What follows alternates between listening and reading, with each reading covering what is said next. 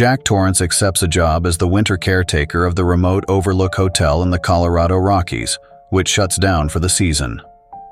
Upon his arrival, manager Stuart Ullman informs him that a previous caretaker, Charles Grady, murdered his wife and 2 daughters before taking his own life a decade earlier. Meanwhile, in Boulder, Jack's son Danny experiences a seizure and a disturbing premonition.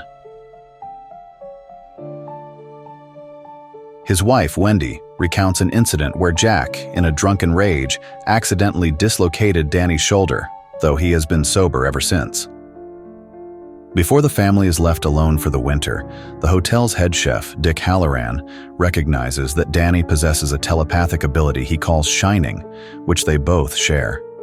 He warns Danny that the hotel itself also shines due to its dark history and advises him to avoid room 237.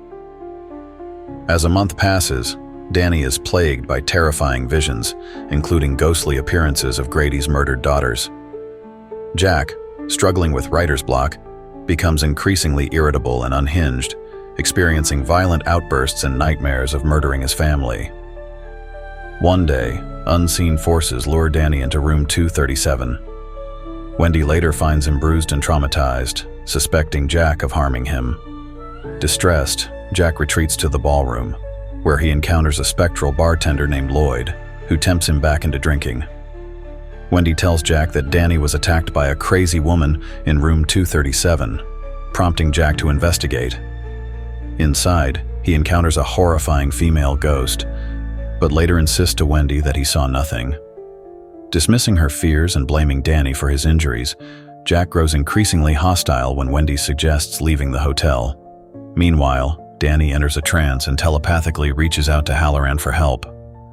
Returning to the ballroom, Jack finds it full of ghostly guests, including a waiter, Delbert Grady, who urges him to correct his wife and son. Wendy later discovers Jack's manuscript, filled entirely with the repeated phrase, "All work and no play makes Jack a dull boy." When Jack threatens her, she fends him off with a baseball bat, knocking him unconscious and locking him inside the pantry. However, her attempt to escape with Danny fails. Jack had already sabotaged the hotel's radio and snowcat. Back in their room, Danny repeatedly chants "Red Rum" and scrawls the word on the bathroom door in lipstick.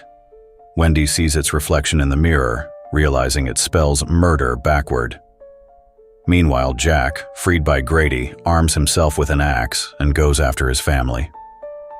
Danny escapes through the bathroom window, while Wendy fights Jack off with a knife as he tries to break through the door. Halloran, having traveled back from Florida in response to Danny's distress call, arrives in another snowcat. His presence momentarily distracts Jack, who ambushes and kills him in the lobby before pursuing Danny into the hedge maze. Wendy frantically searches for her son, encountering horrifying visions of the hotel's ghosts and an elevator spilling torrents of blood, just as Danny had foreseen. In the maze, Danny outwits his father by retracing his steps and hiding, leaving Jack lost in the snow.